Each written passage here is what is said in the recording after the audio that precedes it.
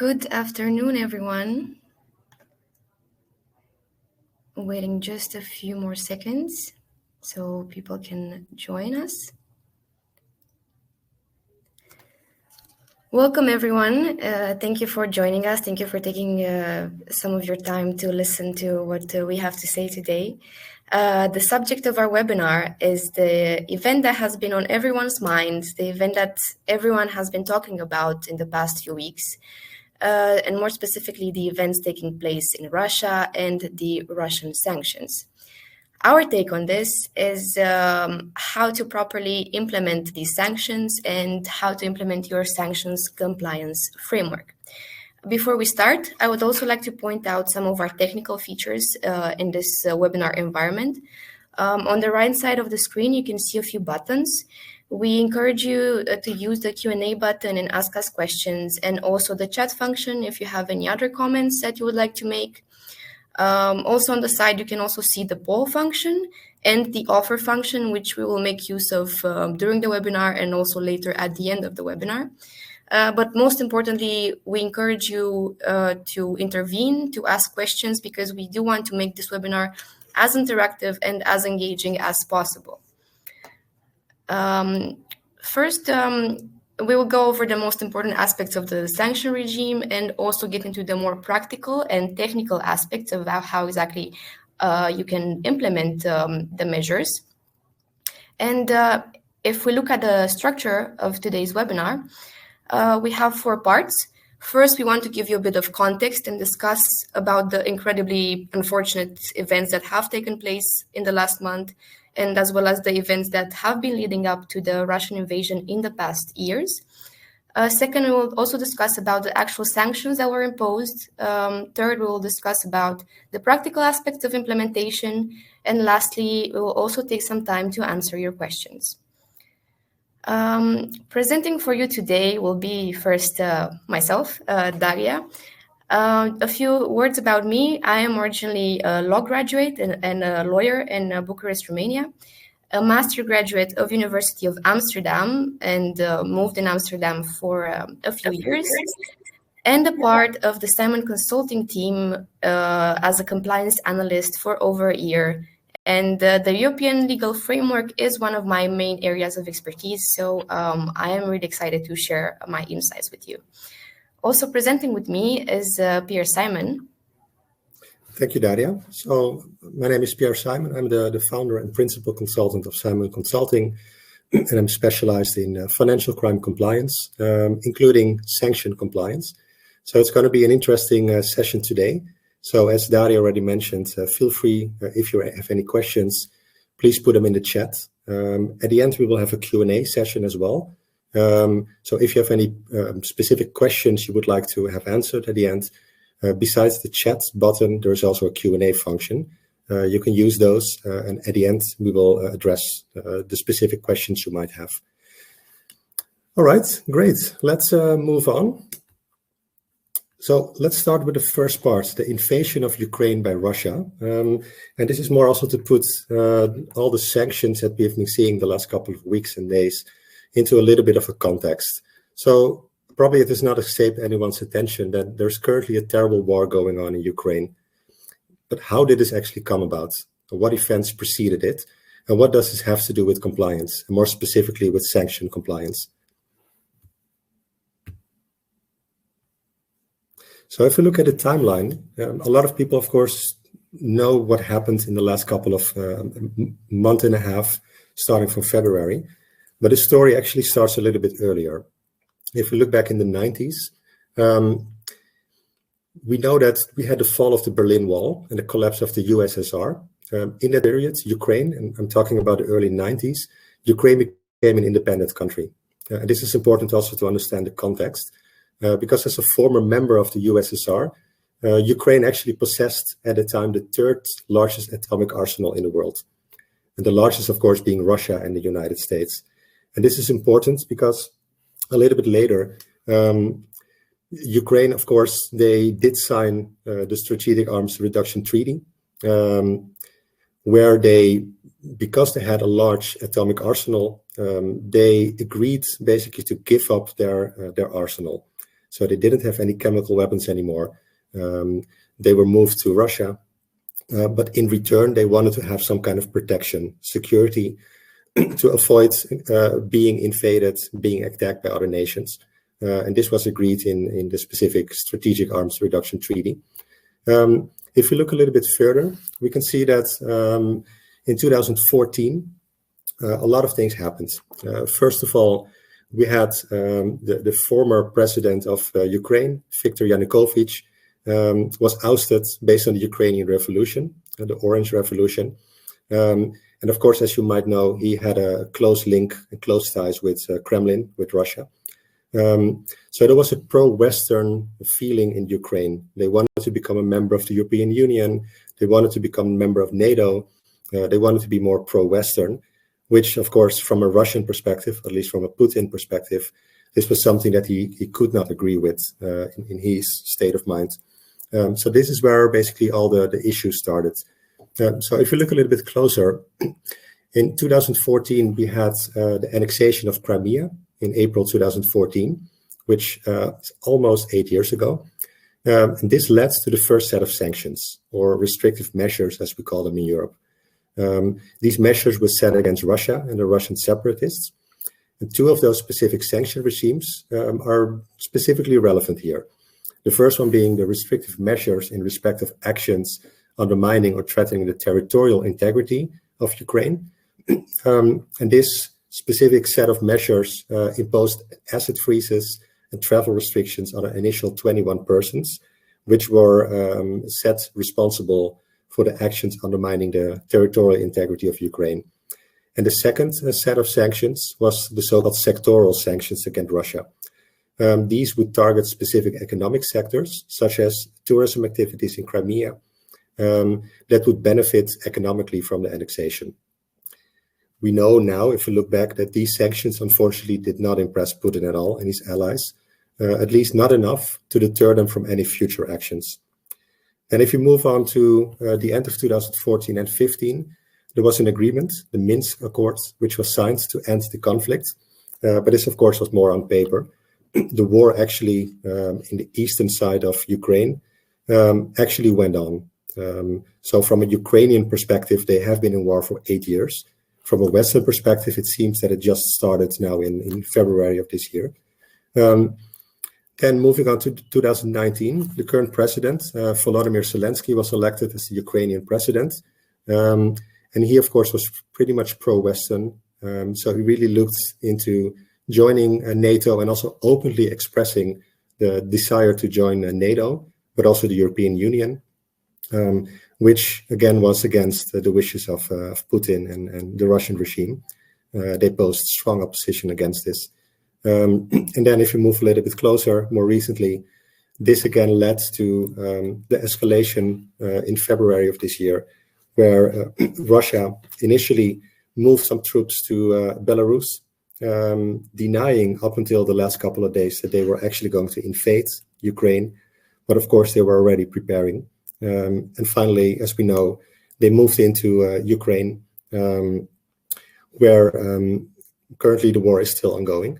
This actually led to additional set of restrictive measures, sanctions against Russia, and also some other countries like Belarus, which we will talk about later a little bit more in detail.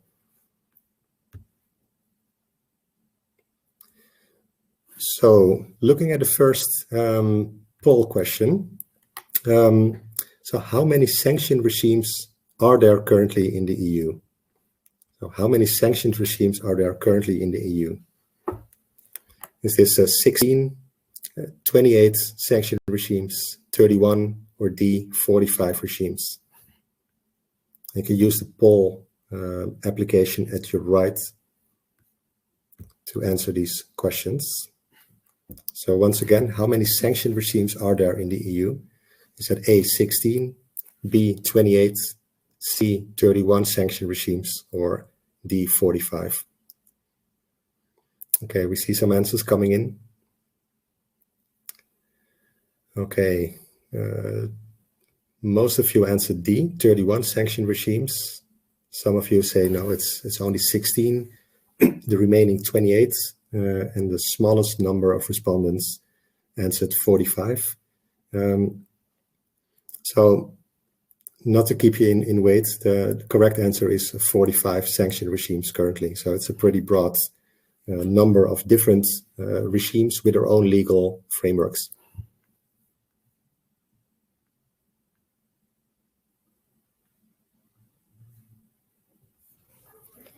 Now, building up on this poll question, it's also important to get in a bit more detail into the most important aspects of these sanction regimes. As you heard, as an interesting fact to know, there are actually 45 sanction regimes, which we will also be discussing about the other relevant regimes a bit later. But a few general aspects that are important to mention is first relation to the rationale behind imposing sanctions. So, of course, each sanction regime comes after a breach of law, a violation of human rights, of territorial integrity, when the European Union or the international community decides that it has to act. And it has to safeguard the values of the Union, it has to protect the fundamental rights, to preserve peace, to prevent conflicts. And when it's too late to prevent those conflicts, do something to deter the aggressor from their actions. And this is done through more measures. First, by targeting the governments which are taking the abusive actions and policies, the entities, and also the individuals that are either enabling, either contributing, or actually benefiting from the abusive actions. These need to be isolated, they need to be cut from the economic system in order for them to be deterred from their actions. And this is how the measures come into place. This is how the sanction lists are created and also how the actual measures are imposed. If we look a bit closer to our subject, and we discuss now on the point of Russia and the point of Ukraine and the point of the Russian invasion.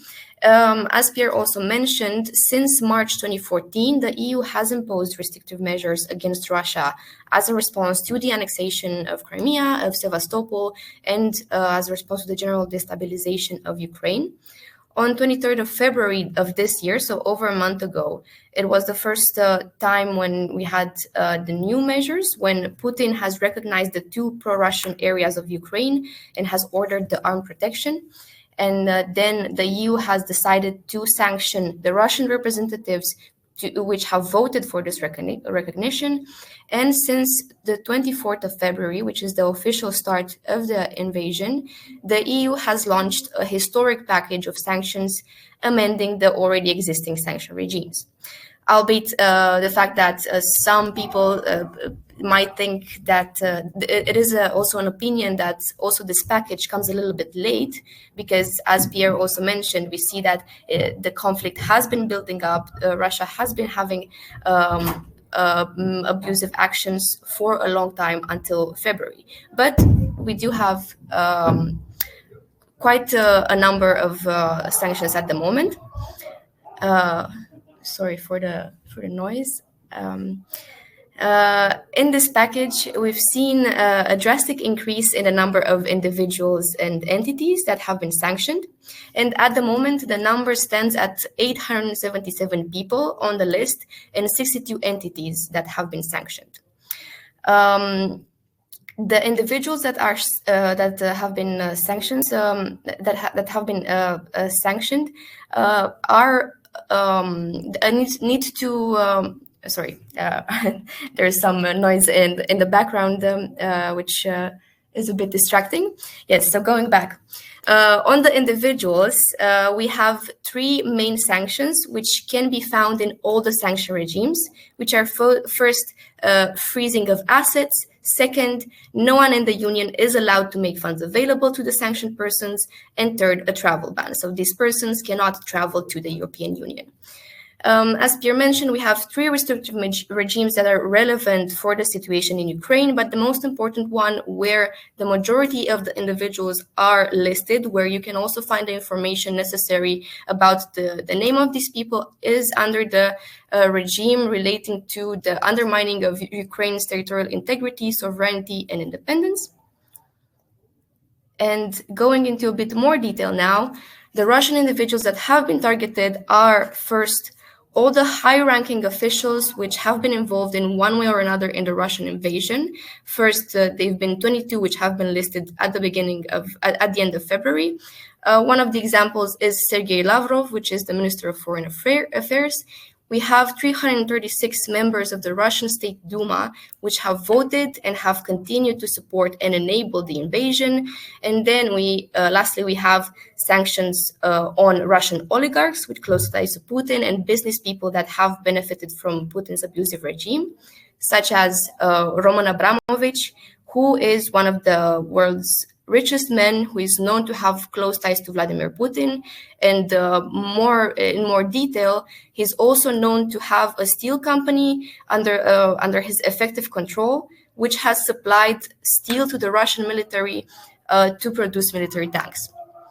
The rationale behind sanctioning these people, besides the ones that are actually contributing to the invasion, is also to the oligarchs that have close ties to Putin, because they are benefiting from the relationship, because the abusive actions that Russia and Putin has had have made them rich and have benefited them, so they actually become accomplices in this abuse.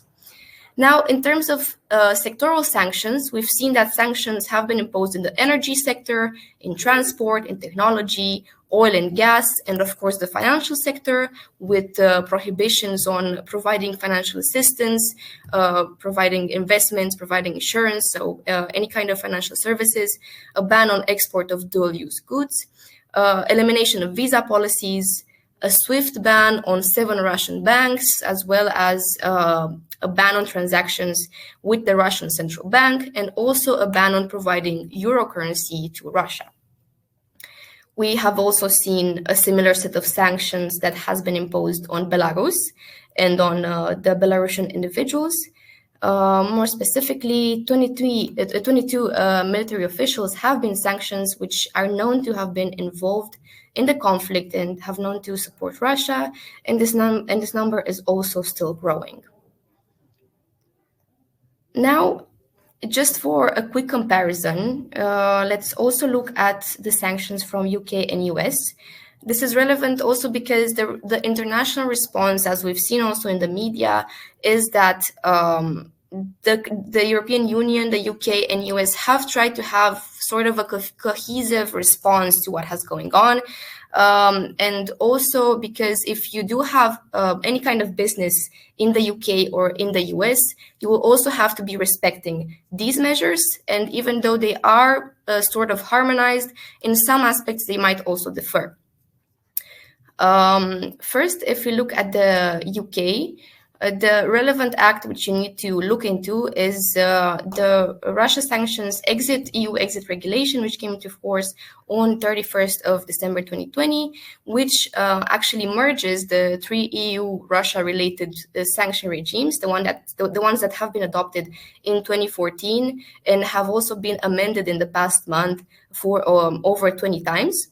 And they also have similar sanction measures, such as in the sector of trade, in the financial sector, transport. And we have a number of over 800 individuals, 26 businesses with estimated over 200 subsidiaries, 69 oligarchs, and 10 key banks. As well as the US. In the US, the responsible authority for sanctions is OFAC, the Office of Foreign Asset Controls, which represents the sanction authority of the US. And what they have adopted is the OFAC Ukraine-Russia related sanctions program. In the sanction list, there are reported around 400 Russian elites, Duma members and also defense companies. And also maybe an interesting point is that also from the initiative, not only of the US, but leading from the US is this establishment of a initiative focused on sanctions evasion, where the G7 leaders in the European Union are working on sharing information, on coordinating their responses in order to not allow a sanctions evasion. So we see, again, a really strong response in trying to avoid these sanctions being circumvented, and also why it is important for you in general and for all financial companies to actually pay attention to these restrictions and to these sanctions and respect them, because if we as private entities, if we don't actually enforce and implement these into our programs, then the implementation of these measures will not actually get its full effect. Now that we have had a quick run-through of the material sanctions, let's also look at another poll question, which is an interesting point. Let's see, who do you think, or who do you know that is responsible for imposing EU sanctions? Also looking at the fact that in the US we have OFAC, for example. So we have some first responses coming in. So I think 1/4 of the responses say it's NATO. We have Council of the European Union, European Commission. No one said United Nations. Indeed, that is correct. And normally, you would expect that international sanctions would be imposed by the United Nations. But as a lot of you, of course, know, the United Nations sanctions need to be imposed or decided upon by the Security Council of the UN. And as you might expect, the Security Council consists of the United States and other large countries, but also Russia, who currently is the president of the Security Council. So you can already expect that no UN sanction have been imposed. That's also the reason why specific economic blocs and countries like the EU, United States, UK, but also even Japan and other countries have decided on themselves to impose sanctions. So if you look at EU sanctions, the correct answer, of course, is the Council of the European Union. That's that is the institution that is the only one allowed in the EU to impose European sanctions. Okay. Then let's move on to the third and final part of this webinar, how to properly implement your sanction compliance framework. So this is actually the main topic of this webinar, which we would like to discuss with you. So how actually do you need to implement your sanction compliance framework without risking large fines for non-compliance? So if you look on the next slide,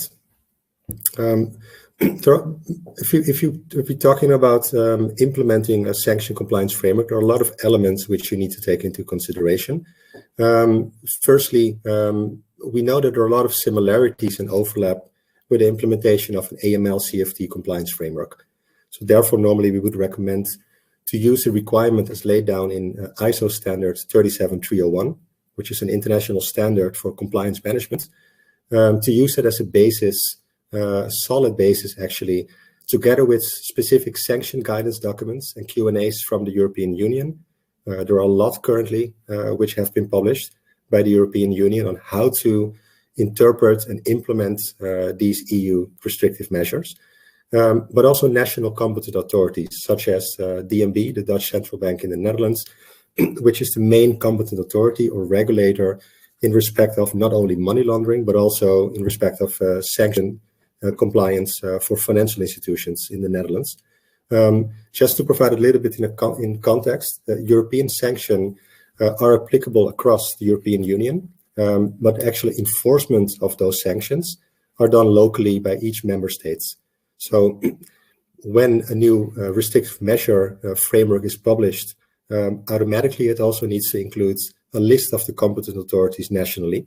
For the Netherlands, specifically, it's the Dutch Central Bank, who is basically enforcing these sanctions in relation to banks and other financial institutions like insurance companies, but also trust service providers and crypto service providers.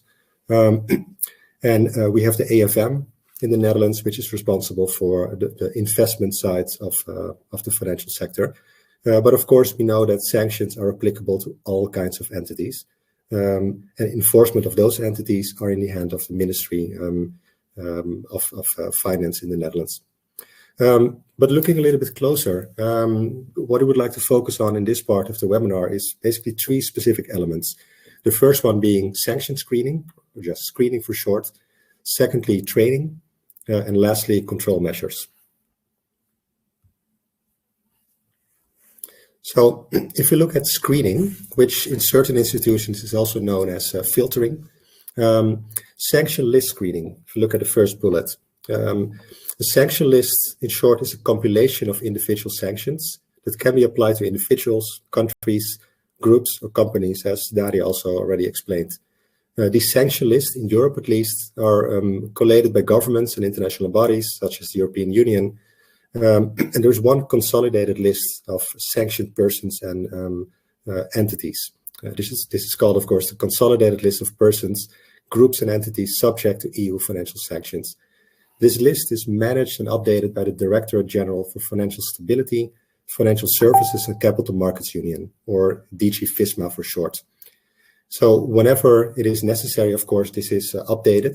There is a general list available, which is based, of course, on the officially texts which are published in the official journal of the EU. This list is available either in a PDF format, but of course, you can imagine if you have to manually screen your client base, then it might take too long. If we look only at Russia, almost 900 individuals on the sanction list, which can change on a daily or weekly basis. This does not make sense to do manual screening. So the list which is put available by the European Union is also available, of course, in the form of an API or a linkable list, which can be linked to different software solutions. Which leads us, of course, to the second point. You need to know the list specifically which you are checking. So although there is a general consolidated list, the specific sanctions on those persons might have a different background. So there can be, for instance, sanctions in relation to asset freezing. That means that banks or other financial institutions actually need to freeze the assets of those persons on the list. But it can also mean travel restrictions. Those people are also found on this consolidated list.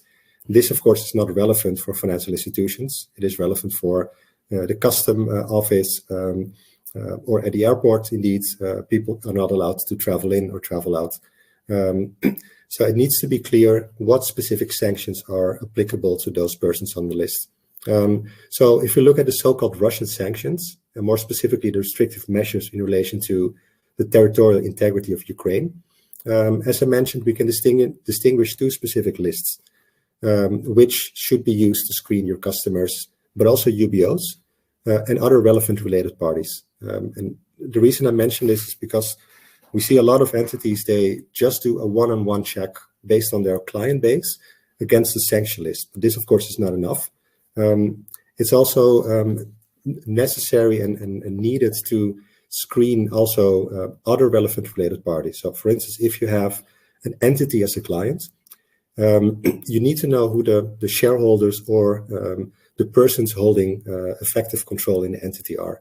The current rule, and we know this from the US sanctions as well, there is a so-called 50% rule. This, for a long time, was not directly used or applicable for European sanction, but recently there was an update on the sanction regimes where also the 50% rule became applicable for these specific Russian sanctions, meaning if you have an entity on the list, or an entity as a client, which is not mentioned on the sanction list, but it is controlled or owned for 50% by a sanctioned individual on the list, then automatically this entity should also fall into the scope of sanctions, and you should move on to freeze those assets as well. And in addition, report the fact that you have a sanctioned individual or a sanctioned entity indirectly in your customer base, and that you've frozen the assets, and report that to the competent authority locally. which again, for banks in the Netherlands at least, is the Dutch Central Bank. In Belgium, it's the National Bank of Belgium, etc. So this is something additionally. In a recent Q&A published by the European Commission, they also provided some examples of how to deal with this 50% rule. In fact, this means that if you have 3 owners, which together own 50% or more of the shares, or control 50% or more of those shares of the entity, and one of those persons is listed on the sanction list, then automatically the entity, the unlisted entity, is also considered to be sanctioned. So this is something indeed, something to keep, to be aware of, and to be really critical, not to just do a quick check only on people on the sanction list only.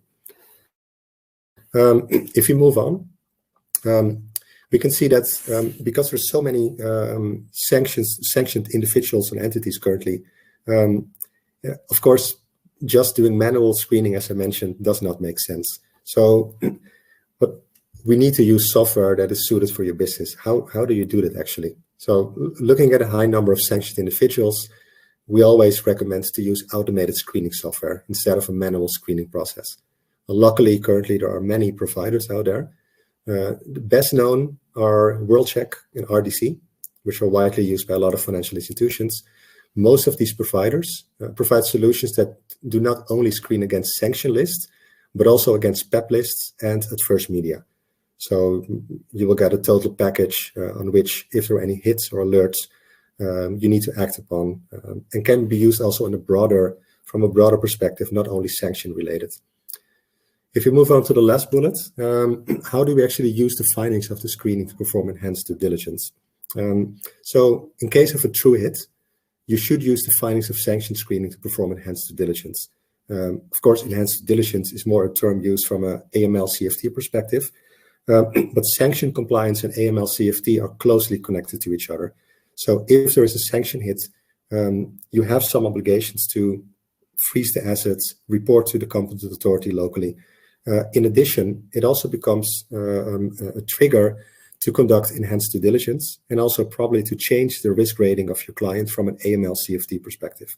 So you need to use that information to reassess the risk rating of your clients. If you move on to training, which is the second element I would like to discuss with you. Of course, training, even if you have the right tooling, you are constantly screening your clients, but the people that actually needs to handle those alerts, because of course, by having a hit or an alert, you still need to do some kind of assessment to determine, is it exactly the same person in my client base that is sanctioned?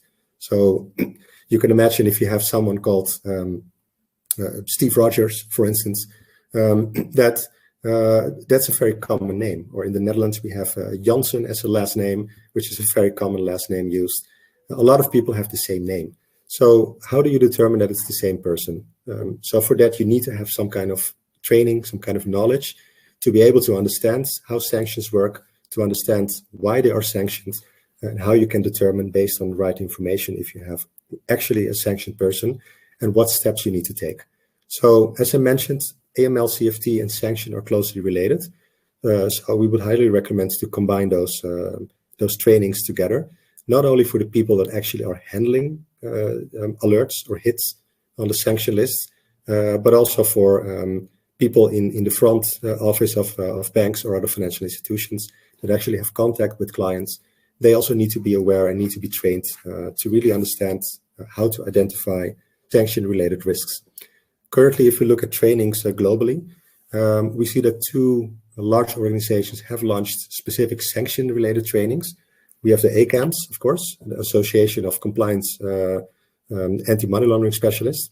They have launched also a specific training on sanctions. So it is possible now also to become a certified global sanctions specialist. This is, of course, highly recommendable for those that are working in the field of sanction on a daily basis. But also there is a specific association, the Association for Sanction Specialists, which also has multiple trainings on sanctions, which I can also highly recommend to have more in-depth knowledge, not only about European sanctions, but also OFAC, US sanctions, and other sanction regimes globally. The trainings itself, the inputs or the content should be focusing on the general sanction framework, so the legal aspects, but also, and that's even more important, the more practical aspects. So training on how actually to act in specific situations. So how do you identify your sanction risks? How do you identify if your client is actually a sanctioned person, but also understanding what sanctions are involved with those persons and what steps you need to take. So do you need to report to the competent authorities, to which, when do you need to report, and all the other specifics, what you need to do in regards to asset freezing, if that's the specific measure. Then moving on to the final element, which is control measures. So if you look at control measures, and before we talked about the importance of screening your clients against external sanction lists, and of course also training your staff appropriately.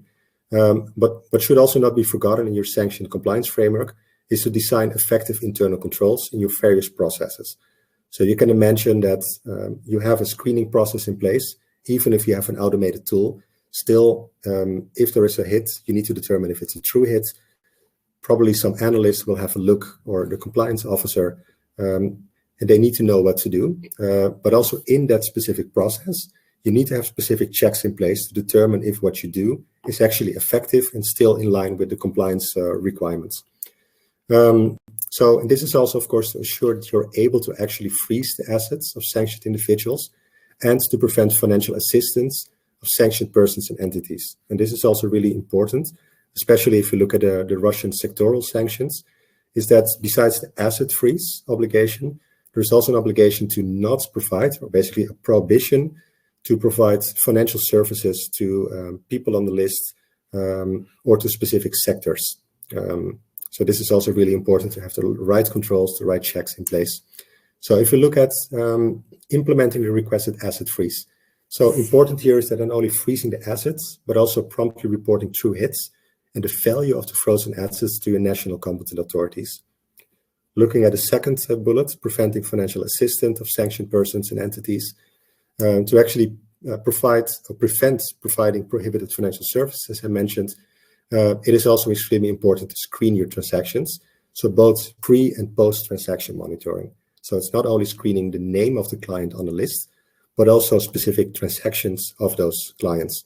So this is both pre, but also post-transaction monitoring. Pre-transaction monitoring can be used, for instance, at banks or other financial institutions when there is a pending transaction, so it has not yet been executed. You would like to do a check if indeed it goes to a sanctioned person, or if it goes to a specific, or if goods are involved, which can be used from a dual use perspective. So for instance, it can be components that can be used to build weapons that again can be used in the war against Ukraine. Those are also sanctions, so you would like to do that check. But of course, if the transaction has already been executed, then you would like to do some post-transaction monitoring to see indeed if you have not transacted with people that are sanctioned. Here, if you look at internal controls, they should be frequently tested and monitored. And also good to keep in mind here that in case there is also a suspicion of money laundering or terrorist financing, then reporting to the local FIU, the Financial Intelligence Unit, should also take place. So again, AML, CFT, and sanctions are closely related. Having a sanction hit does not automatically mean that there is a money laundering or a terrorist financing risk, but we know that a lot of sanctions are also focused on preventing terrorist financing or terrorist action taking place. If that's the case, then automatically it's a suspicious transaction or unusual in the Netherlands and some other countries that needs to be reported to the FIU. And then lastly, what I would like to discuss with you as well is de-risking. We see some unfortunate trends currently based on these Russian sanctions, is that Russia is being seen as a very high-risk country, which of course I can totally understand and it's totally logical. But it does not mean that you need to exit or reject new clients based on the fact that they're Russian citizens. It needs to be done on an individual basis. And de-risking exactly is doing that. So de-risking is basically focusing on, we have a group of people, they're US, Russian citizens or Belarusian citizens. So we want to get rid of them. It's too big of a risk for us as an organization. So we will not accept any Russian citizens anymore. Basically, that's discrimination because not all Russians are sanctioned. So it needs to be determined on a client-by-client basis individually to see indeed, is the new prospective client, is that a person on a sanction list? That can be a valid reason to reject the client. And if it's an existing client that now has been put on a sanction list, that can be a reason, of course, to, well, definitely to freeze the assets, to report that to the local competent authority. If there's a link to money laundering or terrorist financing, to report it to the local FIU. And of course, to re-rate the risk rating of the client. But it doesn't mean to exit that client specifically, because actually they cannot do anything. The assets have been frozen. So that's important also to be aware of, that de-risking might be really tempting in this period, but it's not something that is the purpose of these sanctions regulations.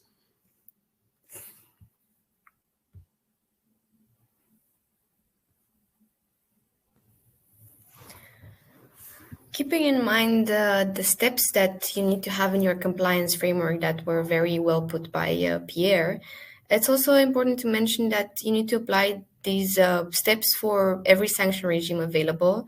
Of course, now it has been more in the attention because of the Ukraine situation. However, as we mentioned also in our poll question, we do have a lot of sanction regimes in the European Union, more specifically 45 restricted regimes.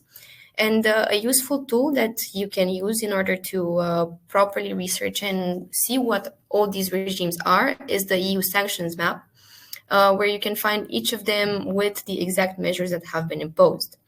All these regimes are part of the EU Common Foreign Security Policy, which include, among others, the most relevant measures, the most relevant acts have been the General Human Rights Regime, which has actually been recently adopted less than 2 years ago, which tackles the serious human rights abuses and violations worldwide. Then we have some specific regimes that target, for example, terrorist organizations such as ISIL or Al-Qaeda. And this is a bit more specific because it has some additional measures in place. And besides the normal asset freeze and prohibition to make funds available and the travel ban, we also have a prohibition on arms and weapons export, and also a prohibition to satisfy the claims of the terrorist organization. Then lastly, we also have the biggest group of the sanction regimes, which are the specific countries, the regimes which are placed for every situation. So they are targeting individuals and entities relating to a particularly unstable situation that has been created in a specific country, such as the war in Syria, the war in Iraq, the situation in Burundi. So every country where you know that there has been any violations, any peace-threatening activities, these are also correlative with a sanction regime, which you can find on the EU's sanctions map. Now, those were our main points for today. So we wanted to give you a bit of context. We also wanted to give you a bit of what are the measures, and then also how to implement and how to make the measures effective. And if we also have any questions from you, we would love to answer them and to engage in a bit of a dialogue. Exactly. I see that we have some questions coming in, Daria. The first one from Carlos. Can EU nationals be sanctioned? Would you like to take that one, Daria? Yeah, sure. So actually, of course, the point of these sanctions, as I said, they are part of the common foreign security policy of the European Union. So they always are going to tackle a specific situation. It's not dependent on the nationality of the people, as long as someone has contributed, has benefited to creating an unstable situation. For example, in the case of the war on Ukraine, then irrespective of the nationality, then there will be sanctions. So the nationality is not relevant per se. Exactly. We also got a question from Lincoln Gomez in the chat. AML and CTF doesn't necessarily mean sanctions, or does it? If so, what is the basis for this in the Netherlands? how do the national states enforce the sanctions domestically if they don't have specific rules for these specific sanctions? Good question. So how the European framework works basically is that the European Union is allowed to issue these sanctions. They're applicable across the European Union for all member states, but there is no European institution that actually enforces these sanctions. So it's still necessary, although most of these are EU regulations. So they're directly harmonized, directly applicable across the European Union. So there's no need to translate those into local law in the EU member states. But actually the enforcement itself, if you look, for instance, at the Netherlands, we have the Sanction Act, Sanctiewet 1977, which actually is not only linked to the European sanctions, but also provides a legal basis for all the international sanctions, including UN sanctions and others. And that's, again, is translated into specific requirements. So who are the competent authorities? How does a sanction framework needs to look within organizations? So the internal framework, but also what is really relevant is that there is also a specific act in the Netherlands, which if there is a breach of sanction legislation, including European sanction legislation, then automatically that's also an economic offense. So they can either tackle it from an administrative law perspective or from a more punitive perspective. So it becomes an economic offense. And we've seen a recent case just, I think, yesterday or 2 days ago, where the Dutch investigation unit, FIOD, they actually have frozen 137 million in assets of a sanctioned person based on an ongoing criminal investigation. So they have legal means. These, of course, are not directly as part of the European regulations, but it's more from a local perspective where they have some additional add-ons, and locally they need to determine if it's also economic offense. Maybe also good to mention here, in addition to what you're saying in relation to also the first question, if AML-CFT also necessarily means sanctions. They are, of course, separate, but they do go hand in hand. So we've seen that in the past, the sanction framework has been overlooked by a lot of entities, and a lot of accent is put on AML-CFT. However, it is important to also attribute equal resources and maybe the same level of attention that you do to your AML policy, the same also towards the sanction policy in order to be compliant. Exactly. I see we have some additional questions coming in, Daria. We have a question from Thais. What would be the consequence for entities that do not correctly or truly screen their clients? Yeah, that's also a good question. Because we do not have in Europe an authority like OFAC, because in the US we see that OFAC is the one that is enforcing these non-compliances and is attributing fines and other sanctions. In the EU, on the other hand, the authority is given to the member states. So basically, every member state has the possibility to create in a specific limit. It needs to create its own sanction, its own sanctions for not complying with sanctions. But mostly, you will see that you will have imposed fines, and in some extreme situations where some persons are discovered as being guilty for actually contributing and fraternizing with the sanctioned entities, then you can also face jail for those situations. Yeah, exactly. So there are two sets of measures that can be taken. The enforcement can be indeed from an administrative law perspective, which are mostly fines, but also indeed from a criminal law perspective. And the example I provided, the assets frozen for which there's a criminal investigation ongoing, that's also something that can happen. We see that in the US, OFAC, I think the largest fine they have given for breaching of US sanctions, I think it reached to a couple of billion euros, I believe to BNP Paribas some years ago. So in Europe, we don't see that level of enforcement yet.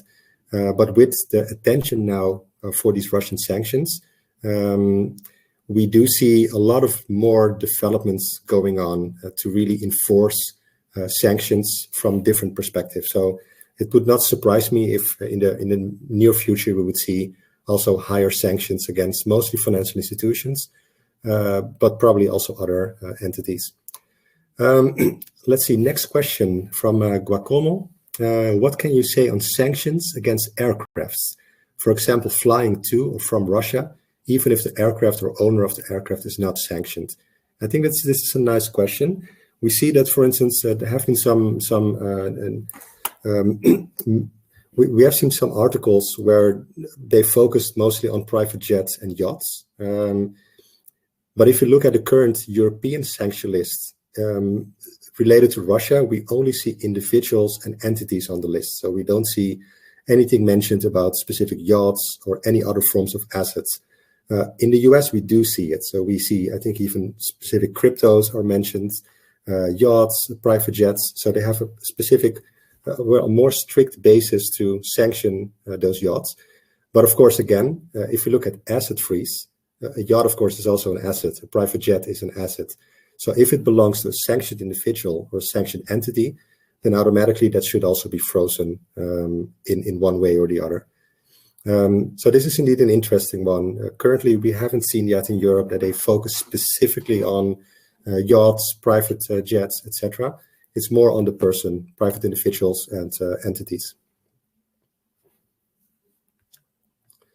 Let's see, and I think we also got some questions in the chat from Anna. If your AML CFT application is wrong, your sanction compliance will be wrong also. It's not the same thing, but these areas are highly correlated. Exactly.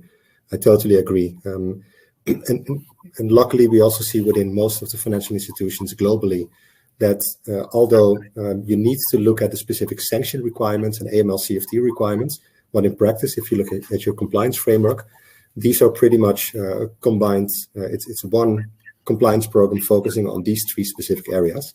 And even more, some institutions also include other risk areas, financial crime risk areas such as tax evasion, for instance, or bribery and corruption or fraud, which, of course, as you know, are predicate offenses of money laundering.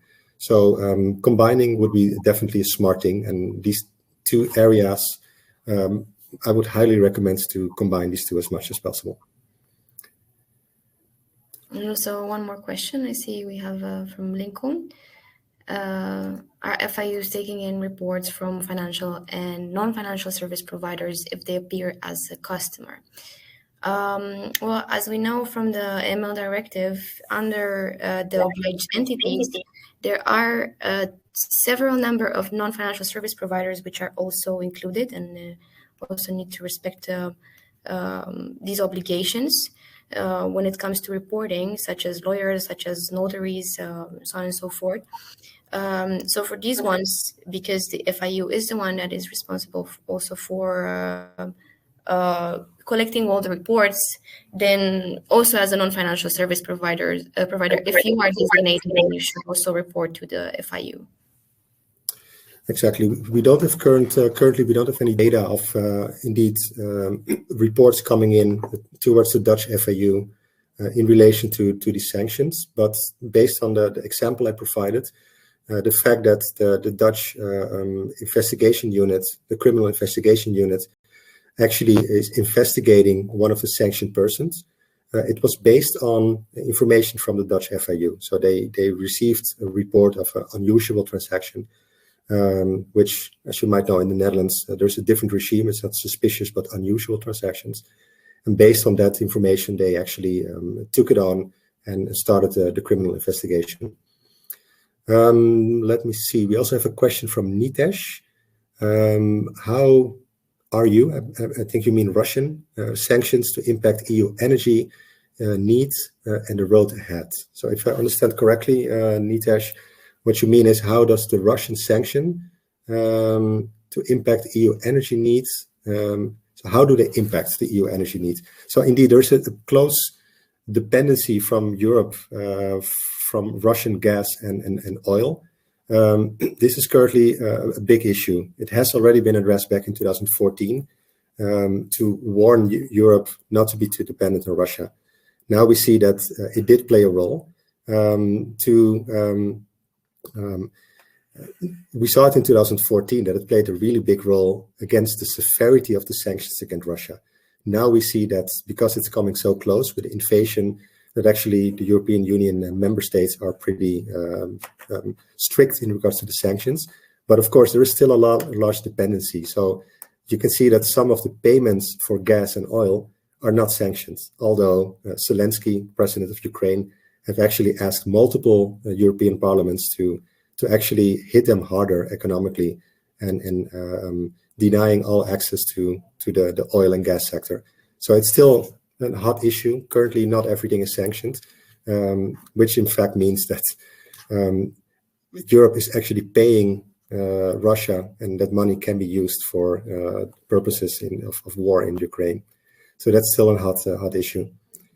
And then the last question from Lincoln, but there is no transaction to report, only a customer. Yeah, that's true. If it's only the customer itself, then of course it's not reportable. But it might be the case that if the person is not, the assets of the person is not directly frozen, that transaction that took place from the moment they were actually sanctions up until the moment the assets were frozen, those transactions can be considered reportable if there is a link, of course, to a specific money laundering risk or terrorist financing risk. So there should always be a correlation between those two. If that's not the case, then of course there is no reporting obligation. Okay, I think we have reached the end of this webinar and the Q&A. So let's go to the final short wrap-up. Daria, would you like to do the short wrap-up? Yeah, so I hope this was definitely informative for you.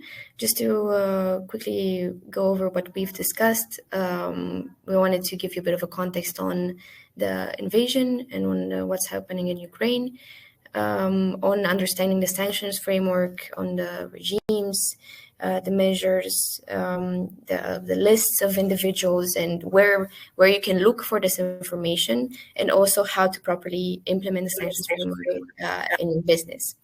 And lastly, we also recommend you to always stay informed on these topics, to keep researching yourselves, to keep using these tools in order to be on top of it and to make sure that you're always in compliance.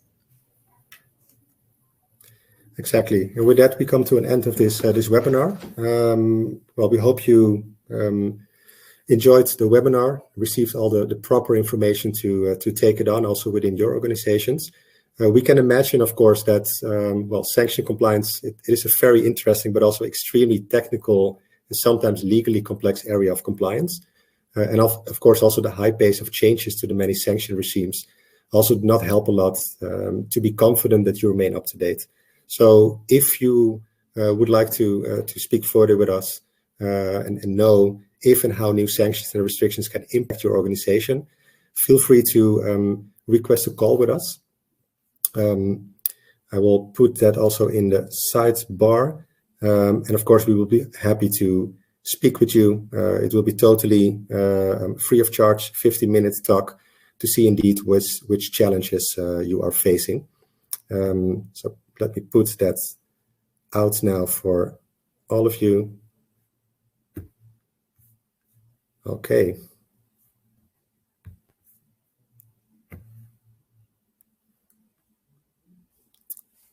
Okay, then again, on behalf of Daria, myself, and the whole Simon Consulting team, thank you very much for tuning in.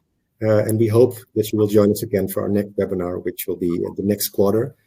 So that will be the end of June, where again, we will have a very interesting topic in financial crime compliance. So thank you very much.